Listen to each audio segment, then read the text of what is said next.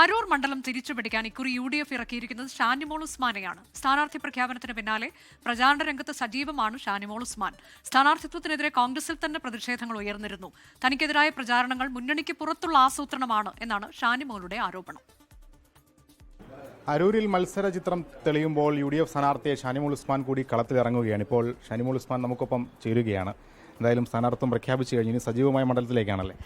തീർച്ചയായിട്ടും സജീവമായി തന്നെ അരൂർ നിയോജക മണ്ഡലത്തിലുണ്ടാവും.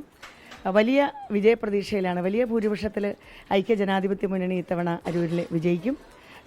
അതിനു വേണ്ടിയിട്ടുള്ള മുന്നൊരുക്കങ്ങൾ, ഐക്യ ജനാധിപത്യ മുന്നണിയുടെ വിജയത്തിന് വേണ്ടിയിട്ടുള്ള മുന്നൊരുക്കങ്ങൾ വളരെ കാലേ കൂട്ടി തന്നെ അവിടെ തുടങ്ങിയിട്ടുണ്ട്. ഇന്നലെ ഔപചാരികമായിട്ട് സ്ഥാനാർത്ഥിയെ പ്രഖ്യാപിച്ചതിന് ശേഷം വളരെ ത്വരിതഗതിയിൽ ഞങ്ങൾ മുന്നോട്ട് നീങ്ങിയാണ്. UDFിന്റെ സിറ്റിംഗ് മണ്ഡലമാണ്, അത് പിടിച്ചെടുക്കാനുള്ള തന്ത്രം എന്തായിരിക്കും? അല്ല, തീർച്ചയായിട്ടും കേരളത്തിലെ പൊതുവായ പ്രശ്നങ്ങൾ, ജനവിരുദ്ധമായിട്ടുള്ള ഈ സർക്കാരിൻ്റെ നിലപാടുകൾ അവിടെ ചർച്ച ചെയ്യപ്പെടും. പിന്നെ അരൂരുമായി ബന്ധപ്പെട്ട് ഇപ്പോൾ വിലക്കയറ്റം അടക്കമുള്ള വിഷയങ്ങൾ എല്ലാ കുടുംബങ്ങളിലും അനുഭവിക്കുന്നതാണ്. അത്തരം കാര്യങ്ങൾ ഞങ്ങൾ മുന്നിൽ എടുത്ത് കാണിക്കും. അരൂരിനെ സംബന്ധിച്ച് പറയുമ്പം ഈ തുറവൂർ അരൂർ ഉയരപ്പാതയുമായി ബന്ധപ്പെട്ട 58 പേര് അവിടെ കൊല്ലപ്പെട്ടു എന്ന് എനിക്ക് പറയാൻ പറ്റുള്ളൂ. കാരണം അശാസ്ത്രീയമായിട്ടുള്ള കാര്യങ്ങൾ, DPR അടക്കമുള്ളതിൻ്റെ കാര്യത്തിലുള്ള പ്രശ്നങ്ങൾ, ഇതൊക്കെ കേന്ദ്ര സംസ്ഥാന ഗവൺമെൻറ്റുകളുടെ കൃത്യമായിട്ടുള്ള അവഗണനയുടെ ഭാഗമായിട്ടുണ്ടായിട്ടുള്ളതാണ്. ആഭ്യന്തര പ്രശ്നം കോൺഗ്രസിലുള്ളതായി ഒരു വാർത്തയുണ്ട്. ഇന്നലെയും ഷാനിമോൾ ഉസ്മാനെതിരെ പോസ്റ്ററുകൾ അവിടെ സേവ് കോൺഗ്രസ് പേരിൽ വരുന്നു. അപ്പം വീട്ടിലേക്ക് ഒരു ധർണ ഉണ്ടാകുന്നു.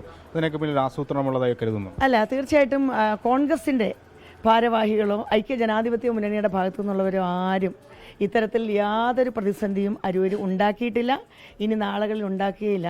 അപ്പോൾ ഇത് കൃത്യമായിട്ട് അരൂരിലെ ഐക്യ ജനാധിപത്യ മുന്നണിയുടെ വിജയം സുനിശ്ചിതമാണ് എന്നുള്ളത് കൊണ്ട് ആരെങ്കിലുമൊക്കെ നടത്തുന്നതിൻ്റെ ഉത്തരവാദിത്തം കോൺഗ്രസ്സുകാരുടെ തലയിൽ കെട്ടിവെക്കേണ്ട കാര്യമില്ല. കൃത്യമായ പ്രചരണ തന്ത്രങ്ങളുമായി മുന്നോട്ട് പോകാനാണ് ഷാനിമോൾ ഉസ്മാന്റെയും തീരുമാനം. ആലപ്പുഴയിൽ നിന്ന് ഷിബിൻ ബഷീറിനൊപ്പം അശ്വിൻ പാലാഴി, 24.